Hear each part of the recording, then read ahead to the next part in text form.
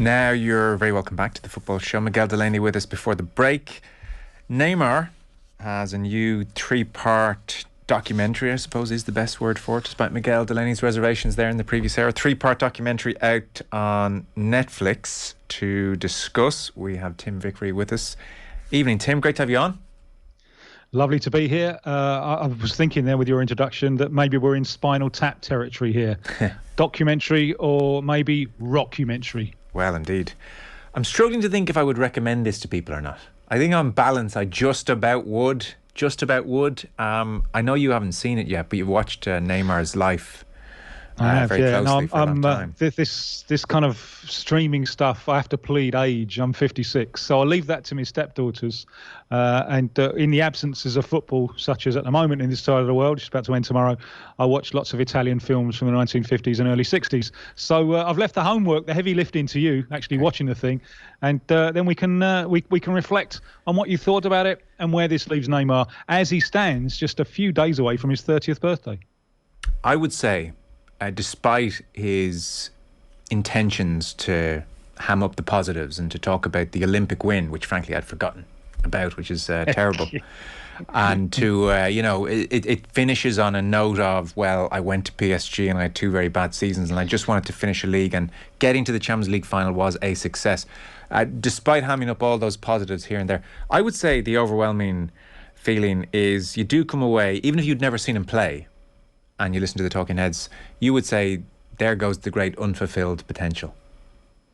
Well, come back in a year's time, because this is the big year. This is the one. Neymar, as certainly as a player in a Brazil shirt, his career is going to be judged one way or the other by what happens in Qatar in November, December. Pressure on him going into this is immense, and it probably works to his advantage that Vinicius Jr has exploded at Real Madrid. And at the moment, we still don't quite know how they're going to both fit into the same team. But at least there's another kind of global star to take some of the stress off Neymar. Because if you remember 4 years ago in Russia, where antics aside, just talking about his performances, considering that he'd come back from a long injury layoff, I think he was at least as good as people could have expected. But this time the gloves are off, because if he doesn't come up with the goods this time, the Brazilian press and public can be very, very cruel. I'm a little bit surprised that he even wanted to do this at this stage. I don't really understand what's in it for him to tell this story, because perhaps if this year is a triumphant year, then afterwards, what a story you've got to tell. Yeah, because they ask him at the start of it, how would you start the documentary? What would you start it with?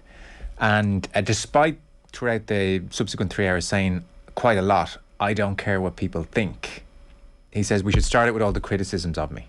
And, I want all the newspapers' headlines. That line that's always a lie, isn't it? As soon as you hear people saying, well, I don't care what people think. Yeah. Joe Malloy, we are a social species. Everyone cares about what people think. It's not true. And I don't think it convinces anyone, because he is very, very sensitive to the criticism that he receives. Some of which I think has been harsh, although I think we're coming up to a fascinating point in his life, not just in terms of what happens with Brazil in the World Cup, but in some other areas as well. And one is that he's now a few days away from being 30. How long is he going to be Neymar Jr? Now, how long is he going to be the child to the all-controlling father? It's unnatural. At some point, you cut away from the ties of your father. I understand that this is a theme in the thing, but it's an unnatural development to have a father watching over you forever.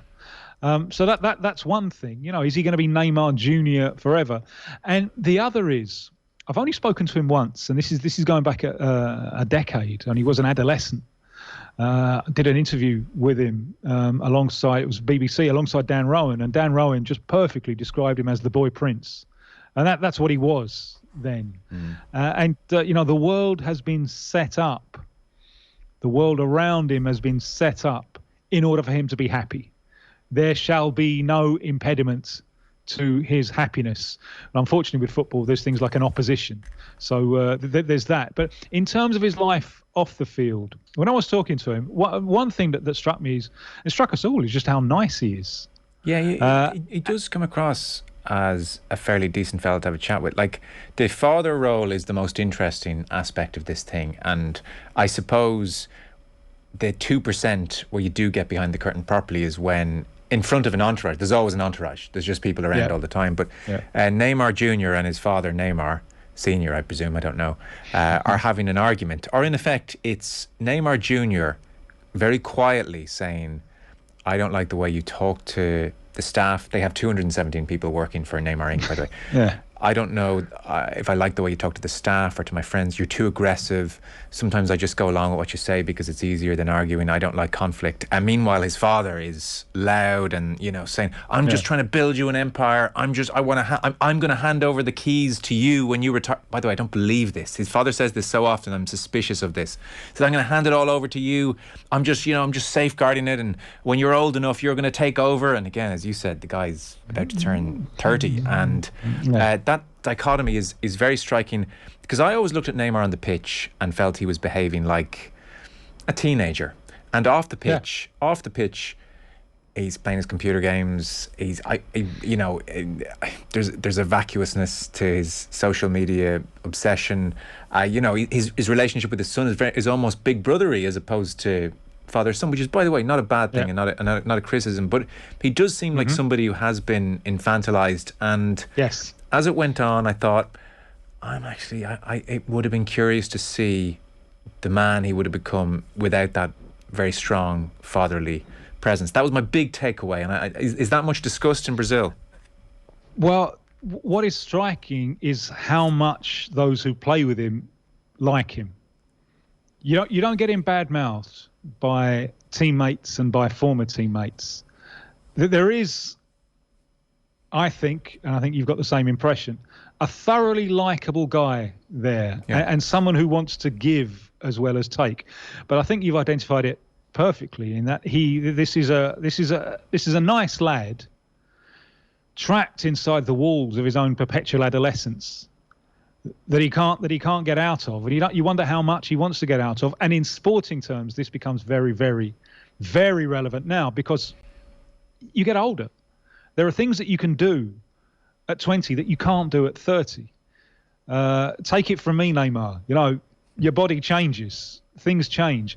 And when I was speaking to him, he's a creature of his generation, both in positive terms and in negative terms.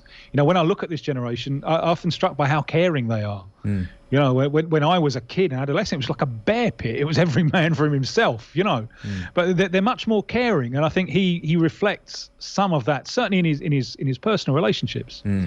On the other hand, it became absolutely clear to me that right from the start of his dreams as a footballer, in inverted commas, the celebrity lifestyle was part of the package. That he wanted to be a famous footballer in order to enjoy all the trappings of celebrity life. In order to not only the money, but the Justin Biebers and all the rest of it. And I'm not criticising it. He's got a right to do that. But there's a question in my mind now. Up to this point, I don't think that has interfered with him as a player. But I look at him now, and sometimes you see that he's put on a little bit more weight. He gets very touchy about this. Oh, well, he gets very touchy. And sorry, just to jump in and please continue your point. What's interesting in the documentary is it's routinely broken up with vox pops on the street, and nobody has a good word to say about him in these vox pops in Brazil and in Paris, and on several vox pops. A lot of the fans are saying he's after getting fat, he's put on weight, he's not a good professional. This is a real theme. And I was kind of surprised that stayed in, but definitely the weight issue was brought up by quite a few fans. Yeah, I mean, as far as I'm aware, he puts in the hours on the training field. But as I'm saying, there are things that you can do with your body at 20 that at 30 become more complicated. So I think it's a question going into this year, because this is the vital year. can he rein that back a little bit? Yeah. It was quite interesting when the world went into lockdown. He flew home in the documentary, and he was spending time with his son, and it was like, beautiful. He said never spent so much time with him, and they had great time. But he was training every day. He was playing football every day, and I suspect as a consequence of lockdown, parties were kind of chilled out. And Thiago Silva remembers the first day back in Paris training, and they were blown away by Neymar and how fit he was, and he was back in this rhythm. And it did prompt the thought, well, geez, why is he not in that rhythm and that kind of shape all the time? The other thing, of course, which comes across is that the move to PSG has been a disaster, and his father was dead against it, is the interesting thing. This very dominant figure was very much against the move away from Barcelona. I actually think there was nobility in the desire to move, because it was always going to be Messi's team when he was at Barcelona. It was a declaration of independence from Messi, and their friendship I find beautiful.